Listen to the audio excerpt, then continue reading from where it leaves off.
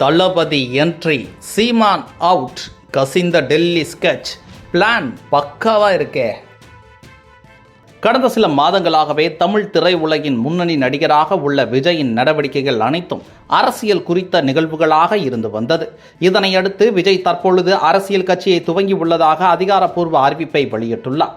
தமிழக வெற்றிக் கழகம் என்ற பெயரில் ஒரு அரசியல் கட்சியை துவங்குவதற்கான விண்ணப்பத்தை டெல்லி ஆணையத்திடம் பதிவிட்டிருப்பதாகவும், இனிமேல் இதற்கு அடுத்தடுத்த அரசியல் குறித்த அறிவிப்புகள் கட்சியின் கொடி என அனைத்தும் வெளியிடப்படும் என்று விஜய் அறிவித்துள்ள நிலையில், பத்திரிகையாளர் ஒருவர் நடிகர் விஜயின் அரசியல் பிரவேசம் குறித்த தனது பார்வையை சமூக வலைதளத்தில் பதிவிட்டுள்ளார். நடிகர் விஜயின் அரசியல் வருகை குறித்து ஒரு இடதுசாரி இயக்க தோழரிடம் பேசிக் கொண்டிருந்தேன். மிகையாக தோன்றினாலும் அவர் கூறிய வார்த்தைகள் இது. விஜய் என்பவர் தத்துவம் கிடையாது. விஜய் என்பவர் தனி மனிதர்.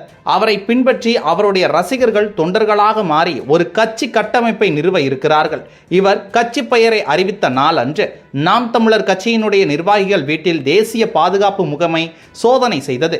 இந்த இரு விடயங்களையும் நம்மால் அவ்வளவு எளிதில் ஒப்பிடாமல் கடந்துவிட முடியாது. சீமான் மீது விமர்சனங்களும் முரண்பாடுகளும் இருந்தாலும் அவர் பின்னால் திரளுகிற தம்பிகளின் கூட்டம் கூடி வருவதை மறுக்க முடியாது.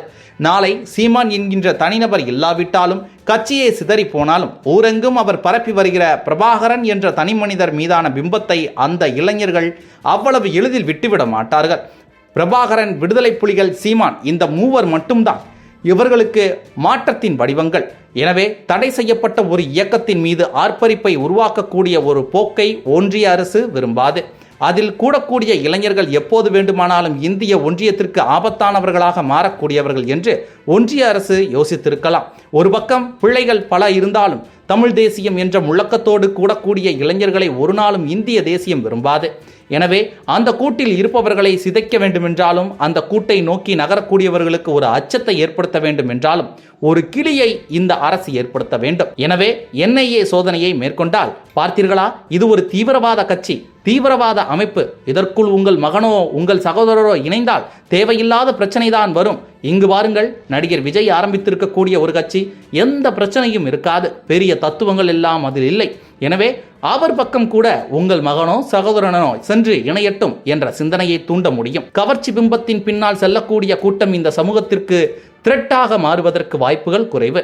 ஆனால் நிறைகுறைகள் பல இருந்தாலும் ஒரு தடை செய்யப்பட்ட அமைப்பின் தலைவரை வழிகாட்டியாக கொண்டு அவரையே தலைவர் என முழங்கிக் கொண்டு மாற்றத்திற்கான முகமாக வடிவமெடுத்தால் அந்த கூட்டம் இந்திய ஒன்றியத்திற்கு எதிராகத்தான் நிற்கும். எனவே கவர்ச்சி பிம்பங்களின் பின்னால் திரளக்கூடியவர்களால் இச்சமூகத்திற்கு இந்திய ஒன்றியத்திற்கு பாதிப்பு ஏற்படாது. இதனால்தான் நடிகர் விஜய் அவர்களின் பின்னால் ஒன்றியமோ இந்திய தேசிய ஆதரவு நிலைப்பாட்டில் இருப்பவர்களோ இருக்கிறார்களோ என்ற சந்தேகம் நமக்குள் எழுகிறது. ஒருவேளை அப்படி யாரும் இல்லை என்றால் அவரது அடுத்தடுத்த நிலைப்பாடுகளின் மூலமாக நம்மால் அதனை தெளிவுபடுத்திக் கொள்ள முடியும். தேசிய பாதுகாப்பு முகமை ஒரு மாநில கட்சியின் நிர்வாகிகள் வீட்டிற்குள் சென்று சோதனையிடுவது கடந்து போக வேண்டிய ஒன்று அல்ல. அதே நாளில் உருவாகி இருக்கக்கூடிய நடிகர் விஜயின் புதிய இயக்கத்தோடு ஒப்பிட்டு பார்க்காமலும் இருக்கவும் முடியாது. காலம் பதில் சொல்லும் என்றார் என பதிவிட்டுள்ளார். மேலும் இது குறித்து அரசியல் விமர்சகர்களிடம் கேட்கும் பொழுது ஒவ்வொருவருக்கும் ஒவ்வொரு விதமான பார்வை இருக்கும். ஆனால் விஜய் அரசியலுக்கு வருவது சீமானுக்குத்தான் பின்னடைவு என்று கூறியது குறிப்பிடத்தக்கது.